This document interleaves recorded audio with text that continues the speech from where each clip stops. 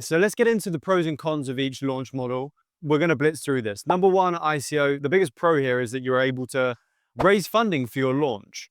So what this essentially is going to enable you to do is pay for exchanges, pay for marketing activations, pay for community building, fund liquidity. Whatever the areas are around your launch that you need funding, you can do with the funds raised in this sale.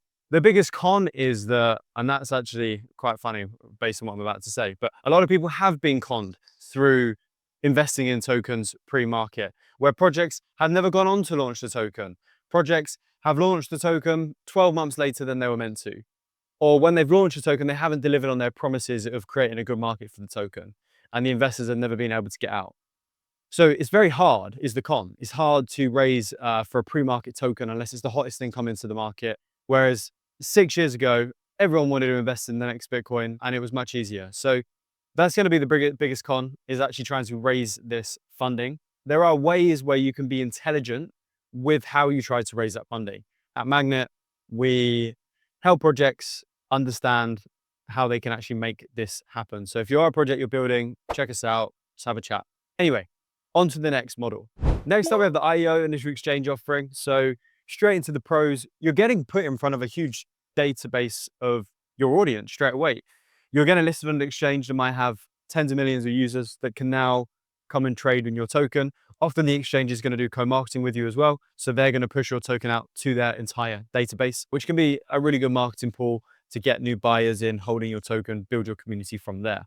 Credibility as well is another factor we have to mention here.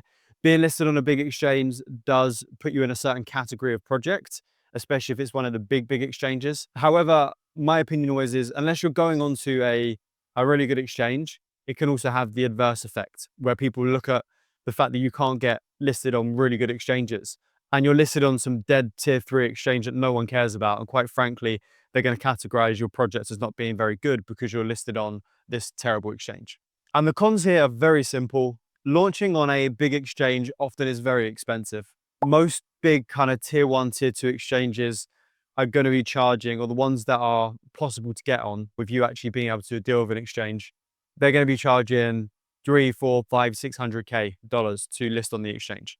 The biggest of all exchanges probably don't charge a listing fee, but you have to be a top project for them to want to list you, or you need to be seriously well connected. So that's probably the biggest con. There are a few others, but yeah, all I would say is like trying to give it to you straight.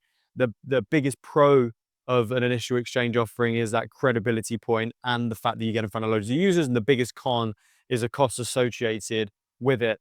And also, if I was going to add one more thing, maybe people seriously in the trenches might look at your token launching through a centralized exchange and not rate your project as much because they favor decentralization and therefore the IDO route, which we're going to get into now.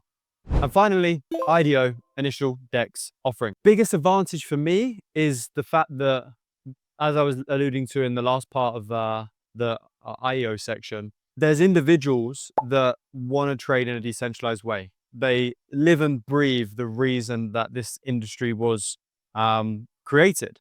And they want to make sure that they're interacting with its core principles and doing it in a decentralized way. They don't want people to know what tokens they're buying, how many tokens they hold, and all things like this, which is a part of a centralized exchange. They want to do it anonymous. And that's what an IDO does. And if you're titling yourself as an IDO project, some people are essentially going to want to, deal with your project more than a project that goes for a centralized exchange. They're going to see you as kind of living to those and breathing those principles that they believe in, and therefore they're going to get involved.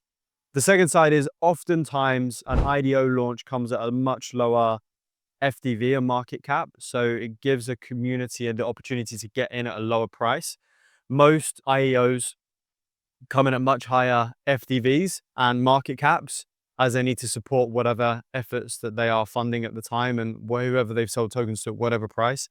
A lot of IDO launches, not all, but they launch very low market caps and then they enable the community to get in first and then build with the community. So it's a very community-driven approach in IDO. An IEO is more driven towards that internal community and then trying to aggressively build an audience through the centralized exchanges. Biggest cons of an IDO, I would probably say the fact that you don't have access to that huge marketing element that you do on an IEO. You got to go and launch and nurture this community yourself. You're not going to get put in front of millions of traders straight away that can trade your asset.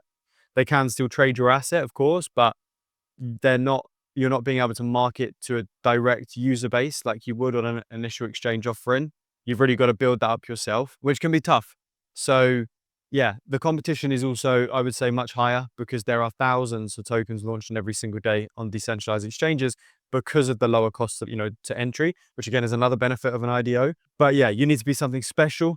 You need to know the game if you want to be able to execute that launch in the right way and take the headlines. And that is pretty much what we do at Magnet. We help people understand the game of launch and growth in crypto. And we actually have our own program, which essentially walks people through, takes them through step by step how to launch and how to grow a project. So it's a bit of a spin off from here, but if anyone wants to actually learn the science behind doing any of this stuff the right way, based on years of industry experience, I'll leave a link in the bio and you can watch a free training walking you through my launch system, which essentially is just going to show you, okay, this are the steps to launching a crypto project. Because many of you believe, and after watching this, there might be some terms that have been chucked around that you're like, oh, that's new to me. And that seems complex. I'm telling you, launching a crypto project is not actually as complex as you think it is. It's all about knowing how to do it, knowing the science behind it. And that's something that isn't publicly shared. It's not something that you can start going on YouTube and writing around and you're going to get the answers, because it's a very valuable skill set to have. It's taken me over 3 years to get to where I am now. And in the free training that I'm dropping in this video, I drop this, everything that I know compressed. Well, not everything I know, but the broad strokes of the science for free, because I want to see new builders come into this space and make a success of it, because it's the same old people launching project after project, extracting volume and liquidity from the market. And yeah, we want to help the industry enter the new era of crypto growth. But genuinely, if you are looking to build a project, click that link and let me know how you get on in the video. You got some next steps out of this video as well in terms of what you can productively do next. And I hope this video was helpful for anyone who was just exploring and wanted to know someone else's opinion on all the different launch methods available. Hope it was helpful, hope it was useful. And if you are building a project in crypto, or you're looking to launch a project, or you're trying to grow a project, then this be the channel that you need to subscribe to. And if you do subscribe, I'll see you on the next video.